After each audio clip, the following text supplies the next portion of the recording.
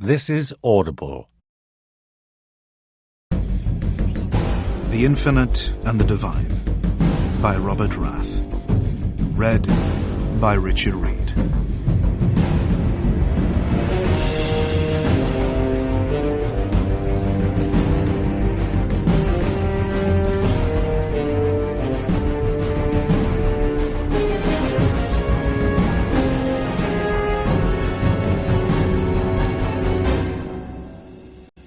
Act 1. Maiden World. Nepereth.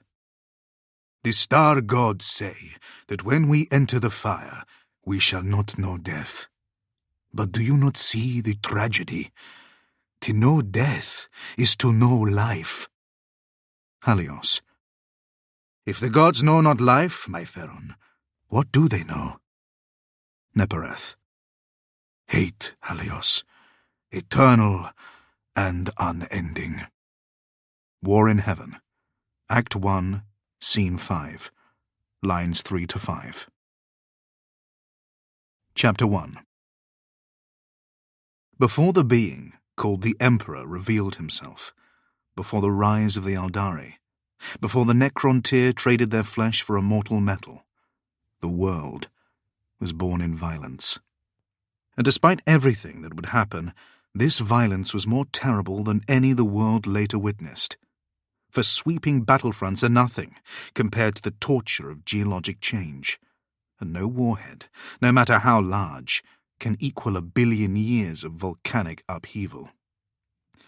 It was a nameless world, for no one yet lived there to name it.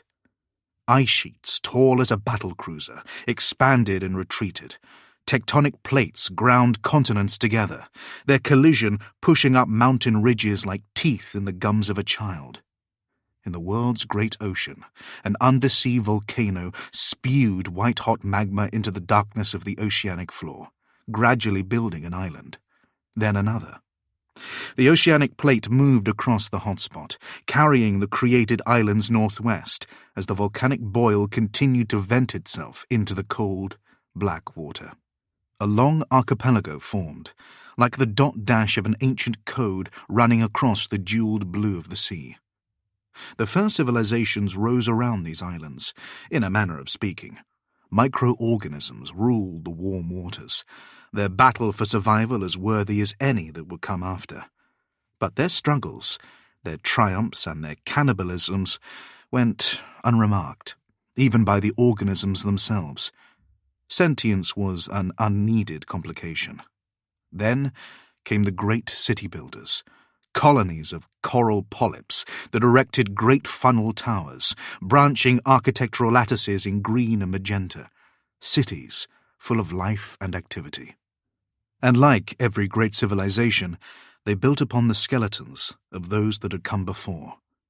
Layer upon layer, each generation withering and ossifying, so the living stood unthinking upon a vast necropolis of their predecessors. Perhaps the fish that weave through these great reefs were the first sentient beings on the world. They had little emotion, other than fear, pain, and hunger, yet their arrival presaged a new era. No longer was life there a march of unfeeling organisms that existed in order to exist. They could now perceive. When the great lizards emerged from the water, the struggle became one of legs and muscle and hearts beating blood fast through strong chambers. And though these great lizards were little more intelligent than the fish, they felt. They felt the pleasure of hot blood on their tongues, the agony of a festering wound, and maternal protectiveness. They died in great numbers, rotting corpses ground and crushed by geological processes into the diamonds and crude oil that other beings would, in time, murder each other to possess. And a few, just a few, would enter a state of deathless preservation. Trapped in silt and unable to fully decay, the calcium of their bones replaced atom by atom with rock, until they were but stone skeletons, immortal in form, yet with nothing of their bodies remaining, a mockery of the vital living creatures they once were. Life on the nameless world continued this way for billions of years, unheeded by the rest of the galaxy. Then, one night, a saurian scavenger sniffed the wind, sensing something had changed. Pointing her long snout towards the sky, she took in a sight that had never been encountered there before. New stars burned in the rainbow smear of the sky, points of light that clustered together with unnatural regularity. Lights that glowed with balefires, green as the island canopies, and moved across the sky as clouds did. To the scavenger's rudimentary brain, strange visual information like this could only be a hallucination brought on by consuming one of the island's poisonous plants. Her body triggered a purge reflex, vomiting egg yolk and root plants, before she darted for the twisted labyrinth of ground trees. As the scavenger watched, judging the threat, the lights descended. The creatures were large, with great sickle wings swept forward and bodies so black they barely stood out against the night. Like any who survived on the island, the scavenger knew a predator when she saw one. Cold emerald light spilled from the creatures' bellies, and the scavenger detected the foreign scent of sand baked into glass. Two-legged creatures stepped out of the emanation, feet shattering the plate of fused beach. Starlight glinted off their bodies like sun on the sea, and their eyes burned the same green as the lights on the flying predators. The world would be nameless no longer. Chapter 2. Eldari World of Sepharil, Eastern Fringe, 10,000 years before the Great Awakening. Ancient stories, passed from the lips of spirit singer to spirit singer, held that anyone who touched the stone would burn. Thy hand shall curl and turn black, thy back teeth glow white-hot, thy bones crack like firelogs, for I have drunk from elder sons. The songs held that the gemstone was a meteorite, wandering semi-sentient, absorbing the energy of each star it passed. During the war in heaven, it was said that warriors had used it to channel the gods themselves. Trazyn, however, had learned long ago not to believe the absurdities of Eldari folklore. Ancient though their race was, they were still given to the follies of an organic brain. Trazyn had travelled the galaxy for so long he'd forgotten what year he'd started. Collecting, studying, ordering the cultures of the cosmos.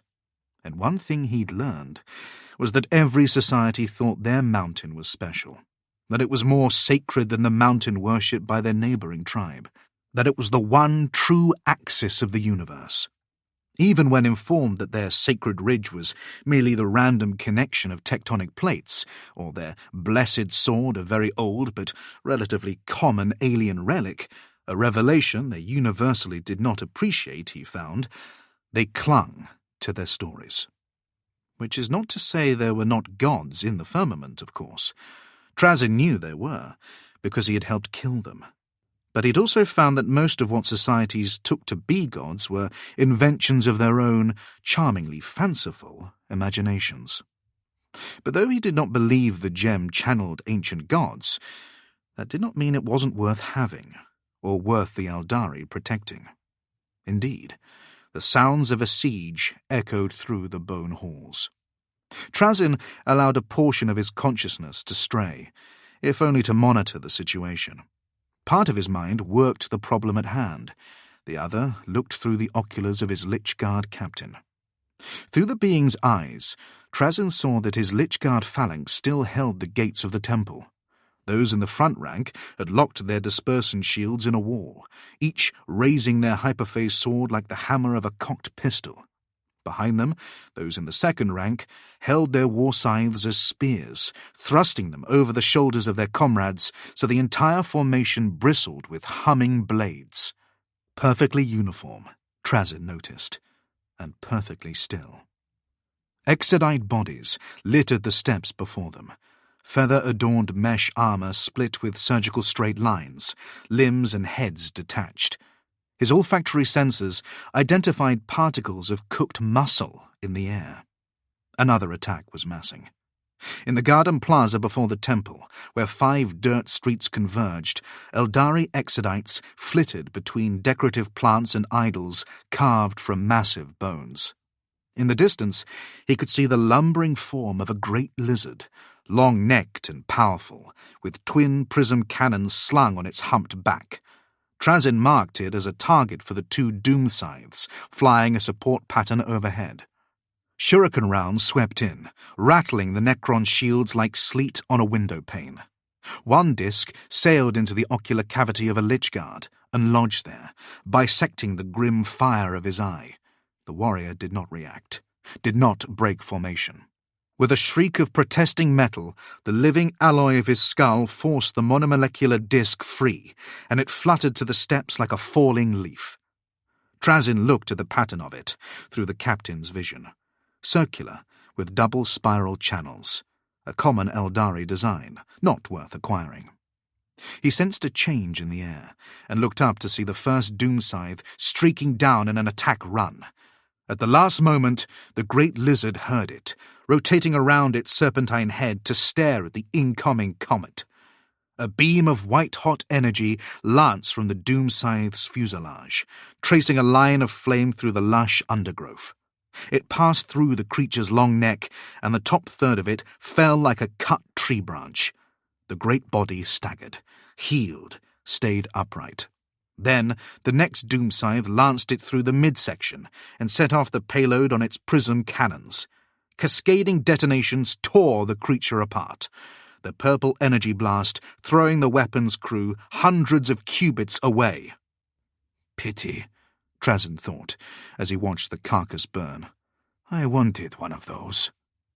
But he had no time for such side projects. Conch shell horns sounded across the rainforest-girdled spires of the city, and already he could see more great lizards lumbering towards the temple. One rotated a twin-blade shuriken cannon towards the sky and began spitting fire at the retreating scythes. Though they were primitive, once the exodites marshalled their numbers, his small acquisition force would be overwhelmed. Sepharil was awakening to defend its world spirit. Trazyn left the Lich Guard captain's body, rejoined his consciousness, and focused on the task at hand. Before him stretched a long wraith-bone corridor, likely salvage from whatever craft world these fundamentalists had used to begin their self-imposed exile. Bas-relief carvings depicting the society's exodus, fashioned from the bones of the great lizards, decorated the walls. Trazyn had been scrying for traps, detecting pressure plates in a huge mechanical fulcrum hidden in the masonry. Behind that waited the cyclopean gates of the inner chamber. He finished his calculations and saw the way through.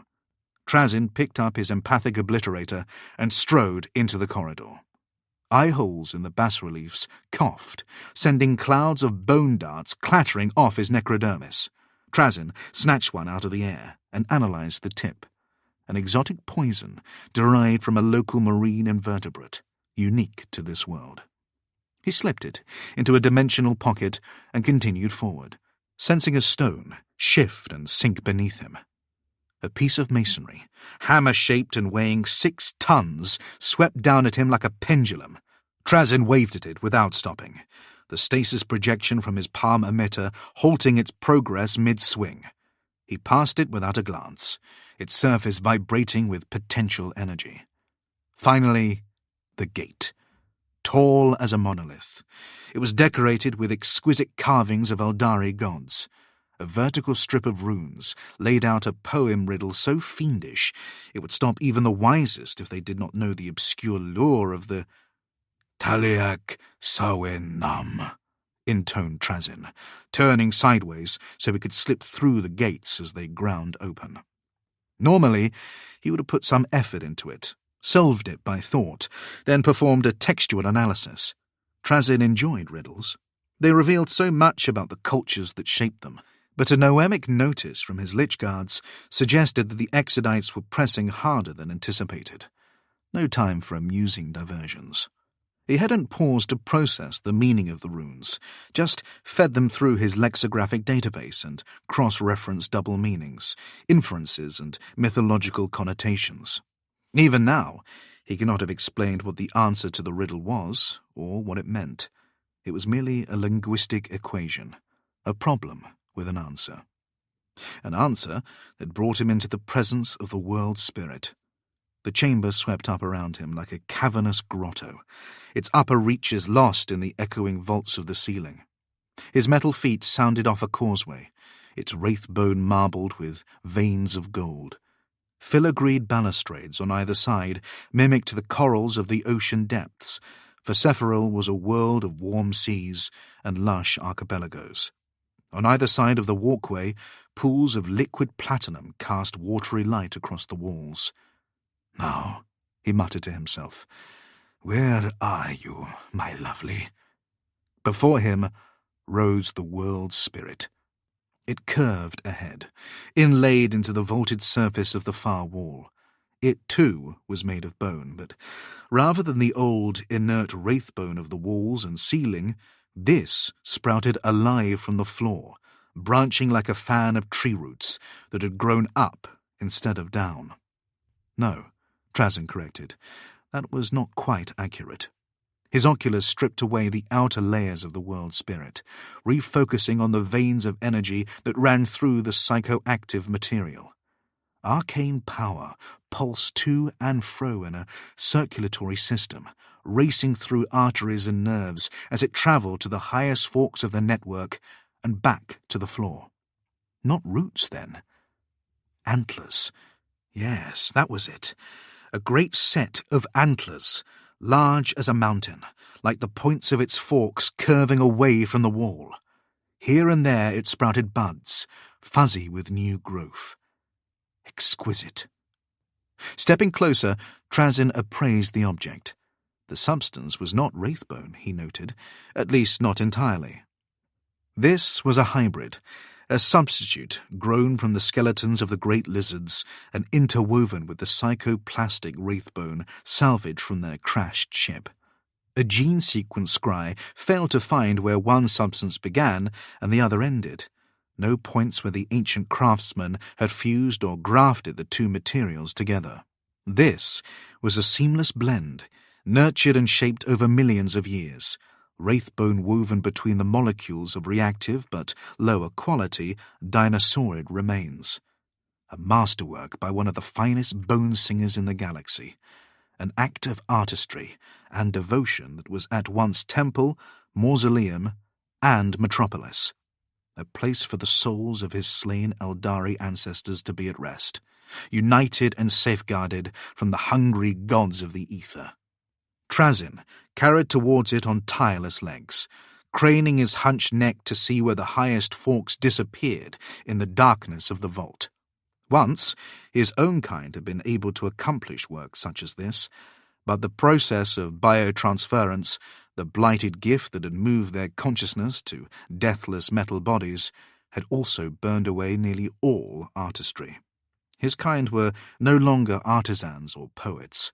Those few that retained the knack found their powers diminished. Now they forged rather than created. A work that took this much care, this much love, was beyond them. Such a shame he could not take the whole thing. Given time, he could extract it, perhaps even lock the entire temple in a stasis field and transplant it whole to his historical gallery on Solemnes. To have the gemstone in its original context would be a rare coup, but somehow these primitives had sensed the coming of his acquisition phalanx, and there was no time. In truth, he had broken protocol by waking even 30 of the Lich Guard before their time. Doing so had damaged their neural matrices, making them little more than automatons that followed tactical programs and explicit commands. But if they could not remember this expedition, so much the better. Trazyn was not supposed to be here anyway. He approached the base of the world spirit. The chamber was a full league across, and beheld the true genius of its creation. The structure sprouted from the skull of a predator lizard twice Trazyn's height, its lower jaw removed and sickle-like upper teeth buried in the wraith-bone floor. A glow, like the orange light cast by wind-stoked embers, emanated from the cavities of the creature's eye sockets. Trazin's vision stripped away layers of bone, and he saw the gemstone embedded in the predator's fist-sized brain cavity. A carnosaur. Astonishing. He brushed a metal hand over the skull's cranium, an emitter in the palm, casting electromagnetic radiation through its core. It was old, older than he had thought possible. Indeed, perhaps Trazin should have tempered his dismissal of the Eldari tales, for it was indeed a meteorite, and one of extreme antiquity and unknown makeup. He reviewed the spectromantic divination results manually to confirm its findings. Given the age of the components, their degradation and the style on the beam-cut faces of the gem, it was entirely possible that it dated from the War in Heaven. A delicious shiver passed through Trazin's circuitry. "Well met, my dear," he said, his cooing tone offset by the hollow echo of his vocal emitter. "It is not so often that I meet a thing as old as I am." He was so entranced, in fact, that he did not see the dragon riders coming. Deep focus tended to dim his circumspection protocols, and the beast's footfalls had been masked via training and sorcery.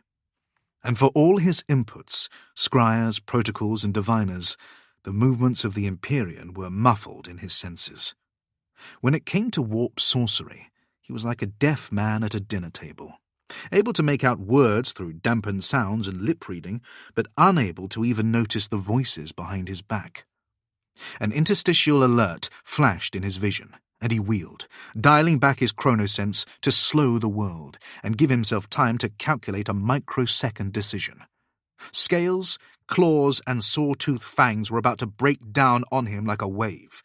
20 cavalry, riding knee-to-knee in tight formation, wraithbone lances braced, tattooed swirls on arrowhead-sharp faces. Scrimshaw charms dangled from the halters of their raptor mounts, each leather harness crisscrossing a scaled snout that ended in flared nostrils and hooked teeth. The raptors, underwater slow in Trazin's enhanced vision, swung their avian frames low, shifting weight to their bunched haunches in preparation for a final lunge. One lance came at him so directly its tip looked like a circle in his vision. Minimal options, none attractive. But his proximity to the world spirit had at least given him a moment to act as they pulled their charge, afraid of smashing into their venerated ancestral tomb. Trazin slid left, past the first lance tip. Before the warrior could swing the long weapon around, Trazin gripped the haft and tore the tattooed aspect warrior from his saddle. He watched the rider's face twist as he fell from the mount, long hair flying free and hands sheltering his face as he tumbled to the bone floor. "Trazin, who is called Infinite," a voice said. It was not audible speech, nor was it telepathy, to which he was immune. Instead, it was a wavelength of psychic pulses pushing on his auditory transducer to mimic language. One of these riders must be a Farseer. He ignored it. The riderless raptor struck at him, jaws closing on the place where his ribcage met his hooded neck. Trazin had overcommitted himself and could not dodge. "You will not keep what you seek." Hooked teeth met the cold surface of his necrodermis and shattered. Trazin channeled kinetic force into his fist and punched the dinosaur in the throat. Vertebrae popped, cartilage tore. The raptor went down with the noise of a bugle player experiencing sudden and unbearable agony. "Listen to the song. The world sings for the blood of Trazin." And it was true. Even through the syrupy haze of slowed time, he could hear the keening chants of the knights. That he did not have blood was no matter. These Eldari wanted it anyway. But their formation was not optimized to deal with a single opponent. It was jumbling, folding as the knights tried to get to him, and he had just created a gap. As the unit tried to wheel on itself, Trazin slipped through the hole in the line, making sure to step on the fallen warrior on his way through. Behind him, riders collided and mixed. "Eldari," he scoffed. "So old and wise. You are children to us." This world spirit is our ancestry, Trazyn, our culture, our dead, and it will wither without the solar gem. That's when Trazyn saw the Carnosaur. He'd missed it before now, his focus overwhelmed by the charging raptor riders and senses clouded by witchery. It reared above him, its well-muscled chest protected by a breastplate shaped from dinosaurid bone. Twin-linked shuriken cannons emerging like tusks from its chin. Serrated blades, fashioned from the teeth of aquatic predators, studded the armor plates clamped to its feet and spine. A calcium scythe capped its lashing tail. And on its back, the Farseer, her willow-thin face half covered by the mask of an unfamiliar god, graceful frame armoured in mother-of-pearl, and pink hair gathered into a topknot. We have long known that you desire it, but if you take it, the world spirit will die. If you knew I was coming, Trazyn said, you should have made a contingency plan. I know you will return, the Farseer said, but I will still enjoy this. The Carnosaur bit down on him at the waist, his whole upper half trapped inside the wet darkness of its mouth. 9-inch fangs, even now he could not stop analysing, cataloguing, sank into the tough tubes and pelvic ambulation structures of his torso. Vital systems tore and failed. Emerald sparks erupted from the wound, lighting the interior of the Carnosaur's mouth with baleful flashes. He felt his legs separate. Trazyn channeled his diminishing reserves into a fist and reshaped it into a brutal spike. He stabbed at the Carnosaur's lashing tongue, hot reptilian blood spurting over his oculars. To his annoyance, his systems autonomously ran an analysis of the genetic makeup. He marked it to read later. The muscular tongue flipped and rolled him to the side.